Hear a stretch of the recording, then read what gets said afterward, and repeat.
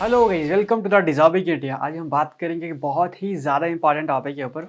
और ये टॉपिक है क्या? देखो, आज का जो मेन टॉपिक रहेगा वो हम डिस्कस करेंगे आज के टॉपिक में the significance of Simon Commission की साइमन कमीशन की क्या इंपॉर्टेंस रही थी and subsequent civil disobedience movement.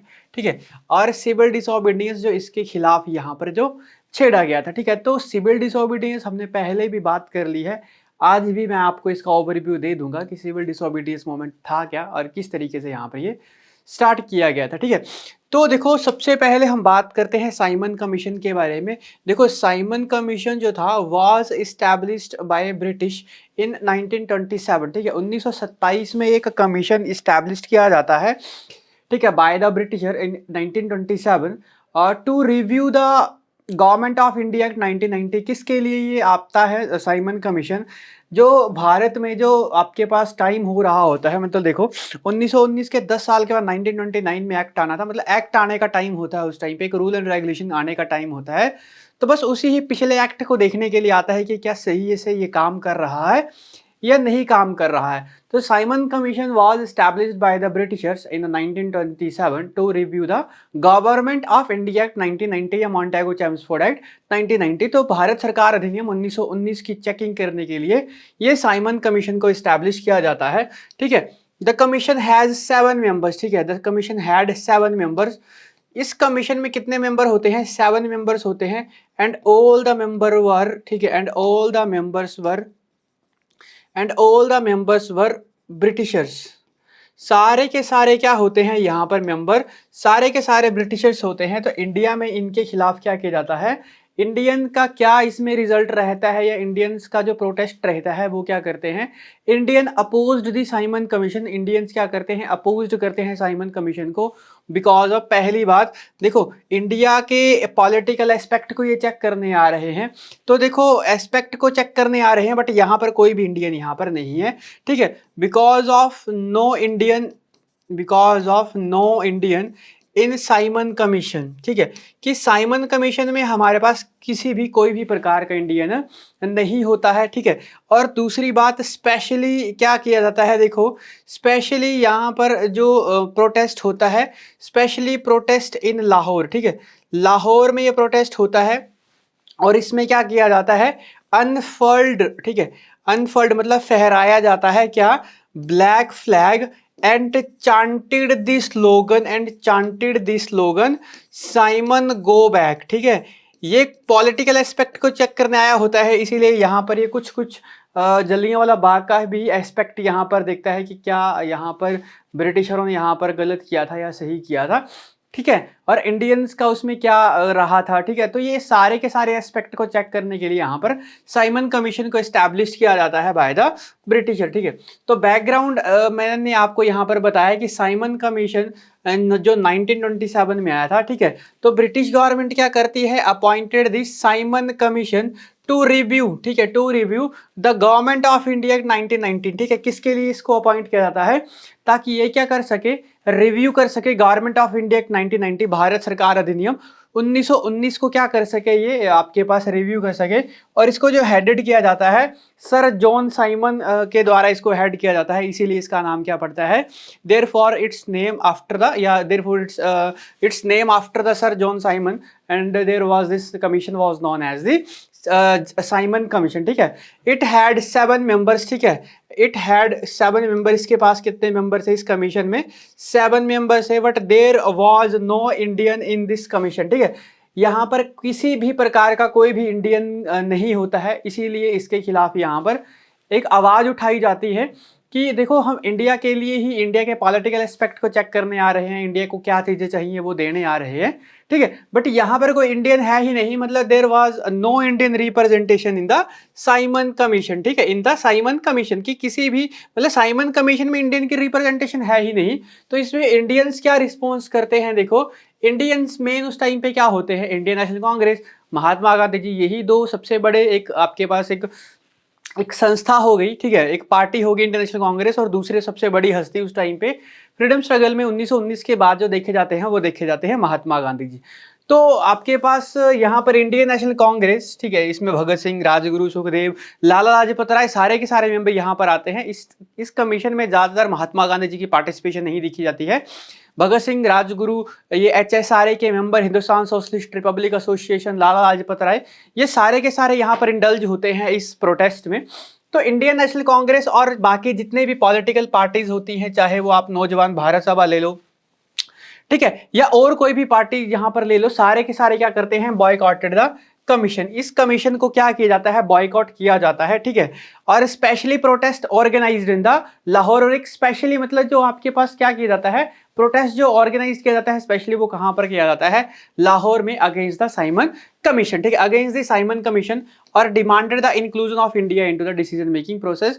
और ये डिमांड क्या करते हैं कि हमें क्या किया जाए, साइमन कमीशन में क्या दिया जाए, हमें यहाँ पर उसको एक प्रकार की हमें रिप्रेजेंटेशन दी जाए, बट ऐसा इंडियन ब्रिटिशर्स यहाँ पर नहीं किया जाता करते हैं। Simon go back and black flag, ठीक है, अनफर्ल्ड इन द लाहौर, ठीक है, यहाँ पर क्या कहता है, अगेंस्ट द कॉलोनियल रूल, मतलब साइमन गो बैक के नारे लगाए जाते हैं और ब्लैक झंडे यहाँ पर दिखाए जाते हैं अगेंस्ट द कॉलोनियल रूल। और कहाँ पर, मैंने आपको बताया स्पेशली इन लाहौर में ये सारी की सारी बातें हो रही होती हैं, ठीक है। इसी में ही यहाँ पर होता क्या है, death of the Lala Lajpat Rai in the protest against the Simon commission, ठीक है। होता क्या है, देखो, साइमन कमीशन में लाला लाजपत राय के ऊपर ब्रूटली लाठी चार्ज कर देते हैं, ठीक है। तो जो हमारे पास किसके द्वारा ये होता है, ब्रिटिशरों के द्वारा, जेम्स स्कॉट का उसका नाम में आता है कि जेम्स स्कॉट ने लाला लाजपत राय को मारा था। इसी का ही बदला लेने के लिए HSRA के मेंबर और भगत सिंह जो थे वो 17 दिसंबर 1928 को क्या कर देते हैं, जॉन सॉन्डर को मार देते हैं instead of the James Scott, ठीक है। तो लाला लाजपत राय यहाँ पर क्या देखी जाती है, लाला लाजपत राय डेथ, ठीक है, after the Simon commission protest, ठीक है, Lala Lajpat Rai death, Lala Lajpat Rai death after the Lala Lajpat Rai death after the protest of after the protest of the Simon commission, ठीक है, after the protest of the Simon commission. Simon commission के protest के बाद यहाँ पर लाला लाजपत राय की डेथ देखी जाती है because of Lala Lajpat Rai was brutally lathi charged by the Britishers, ठीक है, बाय द ब्रिटिशर, क्योंकि ब्रिटिशरों ने इनके ऊपर क्या किया होता है, लाठी चार्ज किया होता है, और इसी के कारण यहाँ पर क्या होती है, इनकी डेथ होती है। लाला लाजपत राय के बारे में एक दो बातें बता देते हैं। ही established the Punjab national bank in the 1894, 1894 में ये पंजाब नेशनल बैंक की स्थापना करते हैं। और he was also known as the Sher-e Punjab, ठीक है, इनको किस नाम से जानते थे, शेरे पंजाब के नाम से इनको क्या कर किया जाता था, यहाँ पर जाना जाता था, ठीक है। और भी यहाँ पर लाला लाजपत राय की बहुत ही ज़्यादा इंपॉर्टेंट बातें हैं जो आने वाले सेशन में हम करेंगे, ठीक है। तो होता क्या है, यहाँ पर मैंने आपको बताया, यहाँ पर देखी जाती है साइमन कमीशन के प्रोटेस्ट के बदले में लाला लाजपत राय की डेथ यहाँ पर देखी जाती है। और इसी के ही बाद महात्मा गांधी जी क्या करते हैं, Mahatma Gandhi ji started the civil disobedience movement against the Simon commission, ठीक है, अगेंस्ट द कमीशन। इसी कमीशन के अगेंस्ट क्या किया जाता है, एक सिविल डिसोबीडियंस मूवमेंट स्टार्ट किया जाता है बाय द महात्मा गांधी जी। उसी में ही फिर सॉल्ट मार्च भी आता है जो 12 मार्च से लेकर 6 अप्रैल तक चलता है, ठीक है, डांडी से लेकर, ठीक है, आपके पास साबरमती आश्रम से लेकर डांडी तक जहाँ पर गए थे, एक नमक उठा के वहाँ पर उन्होंने क्या किया था, जो ब्रिटिशरों की जो मोनोपोली होती थी टैक्स सॉल्ट में, उस मोनोपोली को यहाँ पर ख़त्म करने की कोशिश करते हैं। देन महात्मा गांधी को अरेस्ट करते हैं। इस 1930 में फर्स्ट राउंड टेबल कॉन्फ्रेंस भी होती है, ठीक है, गांधी इरविन पैक्ट होता है, बहुत ज़्यादा चीज़ें होती हैं, ठीक है। हमने सारी की सारी बातें की हुई हैं, आने वाले सेशन में हम सारा का सारा करेंगे, ठीक है। फिलहाल हम बात कर रहे हैं कि क्या सिग्निफिकेंस इसके निकलते हैं, ये क्या करता है इसके बाद, ठीक है। After the Simon commission civil disobedience movement was started by the Mahatma Gandhi ji, ठीक है। और देन हमारे पास formation of the Nehru report in the 1928 after the Simon commission, ठीक है। साइमन कमीशन के बाद एक नेहरू रिपोर्ट भी यहाँ पर आती है। ये नेहरू रिपोर्ट वही है जो हमने डिस्कस किया हुआ है पहले, ठीक है। इस नेहरू रिपोर्ट को क्या किया जाता है, जो मुस्लिम लीग होती है, Muslim league was rejected the Nehru report, ठीक है।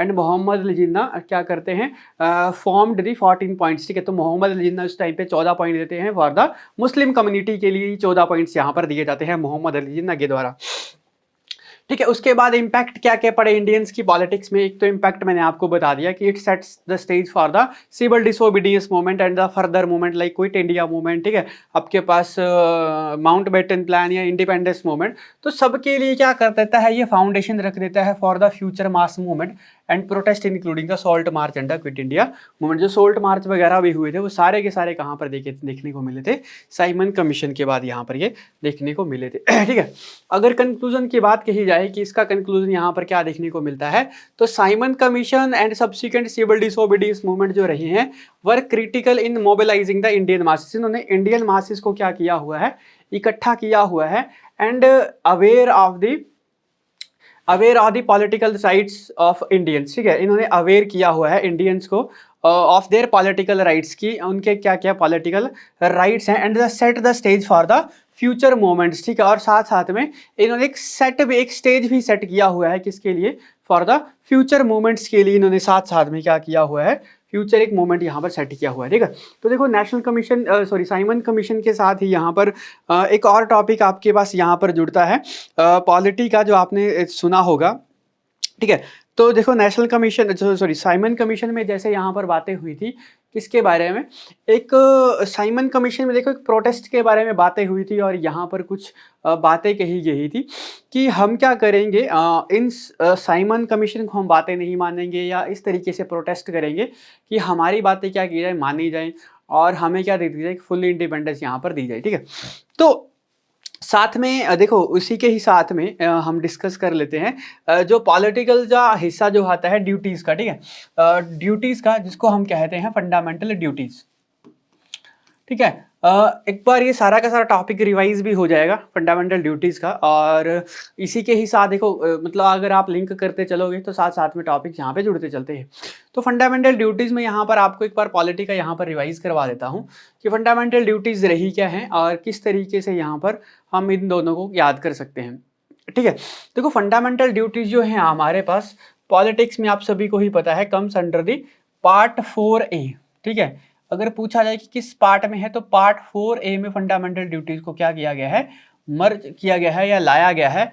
और अगर आर्टिकल पूछा जाए इसका आर्टिकल कौन सा है, तो आर्टिकल 51A का। ठीक है, आर्टिकल 51A जो है वो डील करता है to deal with the fundamental duties. ठीक है, 42nd अमेंडमेंट एक्ट 1976 42वां संविधान संशोधन 1976 क्या करता है, एडेड द फंडामेंटल ड्यूटीज। ठीक है, added the fundamental duties after the recognitions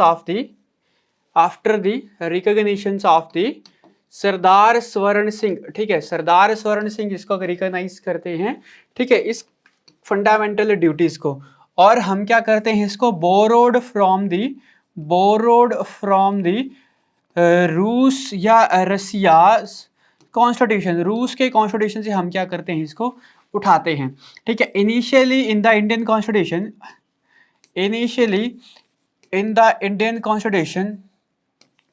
have 10, ठीक है, 10 fundamental duties, but after the 86th amendment act 2002, ठीक है, 86वें संविधान संशोधन के द्वारा 2002 में one another fundamental duties was added. ठीक है, और वो थी क्या, वो हमारे पास था क्या, compulsory education of the children till 14 years. ठीक है, कि 14 साल के बच्चों को क्या किया जाए, 14 साल के बच्चों तक हमें कंपल्सरी एजुकेशन यहाँ पर क्या करनी है, प्रोवाइड करनी है। देखो हमारे पास कितनी मैंने फंडामेंटल ड्यूटीज बताई in the Indian constitution, we have the 11 fundamental duties in the Indian constitution, जिसमें से सबसे पहले जो है हमारे पास फंडामेंटल ड्यूटीज में, इसमें क्या कहा जाता है, अबाइड बाय द कॉन्स्टिट्यूशन, की आप क्या करो, कॉन्स्टिट्यूशन के ही अकॉर्डिंग चलो। ठीक है, कि जो भारत का जो संविधान है उसके अकॉर्डिंग ही क्या करना पड़ेगा, आपको यहाँ पे चलना पड़ेगा। ठीक है जी, सेकेंड आपने यहाँ पर बात कर क्या रखनी है याद, cherish and follow the noble idea of the freedom struggle, freedom struggle के जो ये रहे हैं ना, ये सारे के सारे मैंने आपको बताया, साइमन कमीशन, ये जो इनके आइडियाज रहे हैं भगत सिंह, राजगुरु सुखदेव के, ठीक है, इनको हमने क्या करना है, चेरिश एंड फॉलो करना है। तीसरी बात हमारे पास, ठीक है, तीसरा हमने क्या करना है, ठीक है, सोवर्निटी, या इस तरीके से to protect sovereignty, sovereignty, unity and integrity of India, ठीक है। जैसे हमने बात की साइमन कमीशन में कि वहां पर बातें हुई थी किसके बारे में, कि इंडिया को, भारत को जोड़ के रखना है। तो यहाँ पर फंडामेंटल ड्यूटीज में भी क्या बात हो रही है, to protect the sovereignty, unity and integrity of the India, ठीक है। उसके बाद यहाँ पर जो फोर्थ हमारे पास जो ड्यूटी है, ठीक है, वो ड्यूटी है क्या, हम क्या करते हैं, ठीक है, कि क्या करना है, प्रोटेक्ट दी नेशन, ठीक है, हमने भारत को क्या करना है, प्रोटेक्ट करके रखना है। एंड प्रोवाइड सर्विसेज, ठीक है, provide services when called upon two do so, कि जब भी भारत को हमें हमारी जरूरत पड़ेगी तो हमने यहाँ पर भारत को क्या करनी है, सर्विसेज प्रोवाइड करनी है, ठीक है। देन पांचवी बात यहाँ पे प्रमोट करना है हमने, प्रमोट, ठीक है, ब्रदरहुड एंड, ठीक है, फ्रेटर्निटी एंड दी ब्रदरहुड, ठीक है, फ्रेटर्निटी एंड दी ब्रदरहुड, ठीक है, कि हमने इंडिया में क्या करना है, ब्रदरहुड को बढ़ावा देना है, आपस में लड़ाई झगड़ाई यहाँ पर नहीं करनी है, ठीक है। ये हमारे पास पांचवी फंडामेंटल ड्यूटीज थी। छठी हमारे पास जो फंडामेंटल ड्यूटी है वो हमने क्या करना है, प्रोटेक्ट दी इन्वायरमेंट, ठीक है, हमने प्रोटेक्ट करना है इन्वायरमेंट को, ठीक है, लाइक, या आप प्रोटेक्ट करना है इन्वायरमेंट्स को, रिवर्स को, लेक को, ठीक है, झीलों को, पोंड को, हमने इन सबको क्या करना है, प्रोटेक्ट करना है। सातवीं बात हमने क्या करना है, प्रोटेक्ट दी कल्चरल या कल्चर, हेरिटेज कल्चर, ठीक है, protect the heritage culture of the India, protect the heritage culture of India, की भारत के हेरिटेज कल्चर को हमने क्या करना है, प्रोटेक्ट करना है। आठवीं बात हमने क्या करना है, प्रोटेक्ट दी पब्लिक प्रॉपर्टी, जो पब्लिक सरकारी जो प्रॉपर्टी होती है उसको हमने क्या करना है, प्रोटेक्ट यहाँ पर करना है। देन हमारे पास नाइन्थ फंडामेंटल ड्यूटीज क्या है, डेवलपमेंट या डेवलप साइंटिफिक टेम्पर, ठीक है, डेवलप साइंटिफिक टेम्पर, ठीक है, अक्रॉस इंडिया, ठीक है, कि पूरे के पूरे इंडिया में एक साइंटिफिक भावना हमने उजागर करनी है ताकि भारत को हम क्या कर सके, प्रमोट कर सके। टेंथ हमारे पास जो ड्यूटी है वो है क्या, कि हमने क्या करना है, ठीक है, डेवलप, नाइन्थ मैंने आपको बता दी, डेवलप करना है इंडिया को, ठीक है, और साथ साथ में यहाँ पर जो टेंथ है हमारे पास, जो टेंथ फंडामेंटल ड्यूटीज है उसमें क्या करना है, ठीक है, प्रमोट एक्सीलेंस, ठीक है, प्रमोट करनी है हमने एक्सीलेंस को इन द ऑल स्फेयर, ठीक है, कि पूरे के पूरे स्फेयर में हमने क्या करना है, एक्सीलेंस को बढ़ावा देना है, मतलब हर क्षेत्र को हमने बढ़ाना है। और 11th फंडामेंटल ड्यूटीज मैंने आपको बता दी कि क्या किया जाता है, it added through the 86th amendment act 2002 in which compulsory and free education या कंपल्सरी एजुकेशन टिल 14 ईयर्स, ठीक है, कि बच्चों को क्या करना है, हमने 14 साल तक यहाँ पर क्या करनी है, एजुकेशन यहाँ पर प्रोवाइड करनी है, ठीक है। तो ये था आज का सेशन, साइमन कमीशन और फंडामेंटल ड्यूटीज़ के साथ हमने आज का सेशन खत्म किया, ठीक है। तो आई होप आपको सेशन अच्छा लगा होगा, मिलते हैं नेक्स्ट सेशन में, तब तक के लिए थैंक यू।